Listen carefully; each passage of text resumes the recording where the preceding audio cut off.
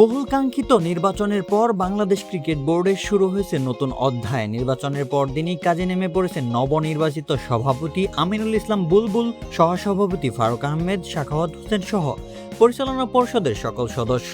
নতুন নেতৃত্ব, নতুন ভাবনা, আর সেই ভাবনাতেই সেজেছে বিসিবির প্রথম বোর্ড সভা। 4 বছরের নতুন মেয়াদে সভাপতি হওয়ার পরদিনই বিসিবিতে হাজির হন আমিনুল ইসলাম বুলবুল। দায়িত্বের প্রথম দিন থেকেই কার্যক্রমে তার উপস্থিতি যেন নতুন উদ্যমের ইঙ্গিত। এছাড়াও সহসভাপতি হিসাবে দায়িত্ব নেওয়ার পরদিনই বোর্ডে যোগ দেন ফারুক আহমেদ। এর আগেও প্রায় 9 মাস বিসিবি সভাপতি হিসাবে কাজের অভিজ্ঞতা রয়েছে তার। তবে এবারের দায়িত্ব ভিন্ন। দেশের ক্রিকেটকে নতুন কাঠামোতে সাজানোর লক্ষ্য নিয়েই আবারও শুরু করতে যাচ্ছে নতুন ইনিংস।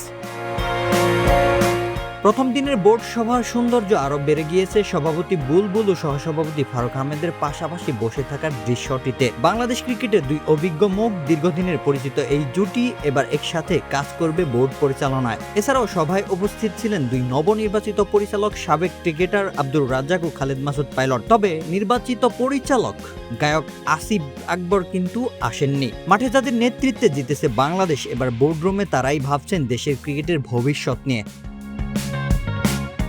নতুন কমিটির প্রথম সভার আলোচনায় উঠে এসেছে হয়তো বাংলাদেশের ক্রিকেটের সার্বিক উন্নয়ন পরিকল্পনা নিয়ে। জেলা পর্যায়ে প্রতিভা খুঁজে বের করা, বয়স ভিত্তিক ক্রিকেটের কাঠামো শক্ত করা, পাইপলাইন উন্নয়ন এবং বিপিএল আয়োজনের সম্ভাব্য সময়সূচি সবকিছু নিয়েই হয়তো ভাবছে এই নতুন কমিটি।